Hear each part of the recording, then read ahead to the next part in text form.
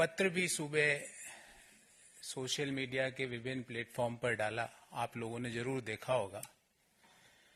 और उस पत्र में मैंने अपने दिल की सारी व्यथाएं, इश्यूज जो मैं समय समय पर कांग्रेस पार्टी की लीडरशिप को अवगत भी कराता था, वो मैंने सारे उसमें लिख दिए।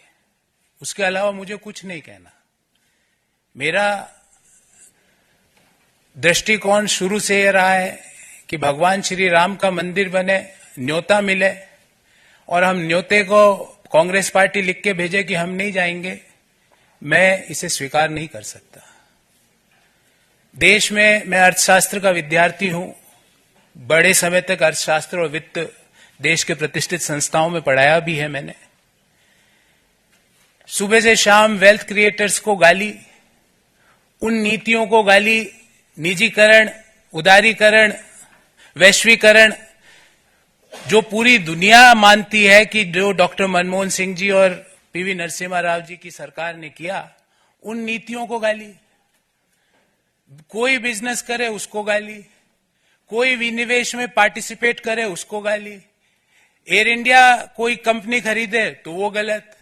तो मुझे लगता है कि कहीं ना कहीं जो नीतियां हैं और जो इश्यूज हैं उसको कांग्रेस पार्टी टैकल करने में कहीं ना कहीं बड़े गैप उसके अंदर आ रहे हैं। और मैंने अपनी चिट्ठी में भी यही लिखा है। और मैंने प्रमुख कारण यह बताया कि मेरे में इतनी ताकत नहीं है कि मैं सुबह से शाम बैठकर वेल्थ क्रिएटर्स को गाली देता फिरूं, मैं नहीं दे सकता। मेरे में इतनी ताकत नहीं है कि जब सनातन धर्म के ऊपर सवाल उठाए और मैं चुपचाप बैठ जाऊं, मेरे से नहीं होगा। कांग्रेस पार्टी के नेताओं ने, कांग्रेस पार्टी के जो अलायंस पार्टनर्स हैं, उन्होंने सनातन धर्म के ऊपर बड़े बड़े प्रश्न उठाए, क्यों उसका जवाब नहीं दिया गया? एक इश्यू तो आप छोड़ नहीं सकते ना, उस इश्यू को तो आपको जवाब तो देना पड़ेगा।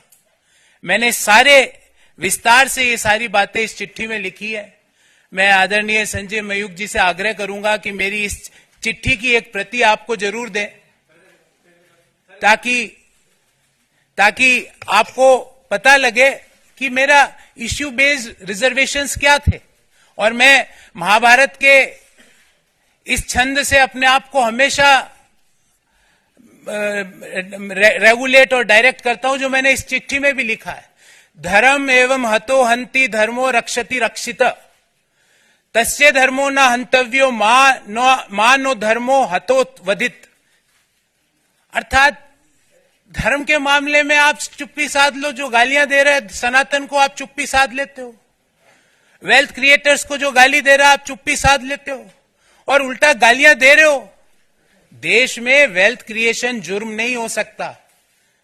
देश में जो नीतियां उदारीकरण की, निजीकरण की, वैश्वीकरण की नीतियां हैं, वो गलत नहीं हो सकती। आज आप इसलिए उन चीजों को गलत बोलते हो क्योंकि वो एक ऐसे व्यक्ति उन चीजों को आगे लेके जा रहा है जिनको आपको सुबह से शाम गाली देनी है। मैंने कम से कम 300-400 प्रेस वार्ताएं करी है साथियों, आपने भी कहीं ना कहीं मुझे जरूर देखा होगा। मैंने इश्यू बेस्ड रिजर्वेशंस पे बात करी है, व्यक्ति परक्ष आरोप आलोचनाएं नहीं करी है। व्यक्तियों के बारे में राजनीतिक पार्टियों पे आक्षेप नहीं होते।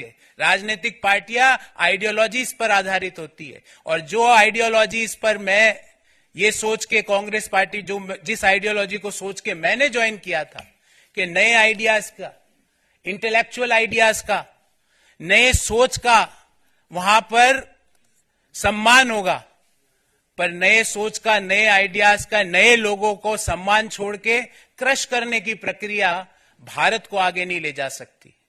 और अल्टीमेटली हमारी आइडियोलॉजीज, पार्टीज की, पॉलिटिकल राजनीतिक पार्टियों की आइडियोलॉजीज अलग अलग हो सकती है, पर एक आइडियोलॉजी जो हम सबको जोड़ती है वो भारत को आगे ले जाने की आइडियोलॉजी, और उसी आइडियोलॉजी को ध्यान में रखते हुए जो विकसित भारत की जो संकल्पना है उसको आगे ले जाने के लिए जो आइडियोलॉजी ने मुझे आकर्षित किया, और मैंने आज भारतीय जनता पार्टी ज्वाइन करी।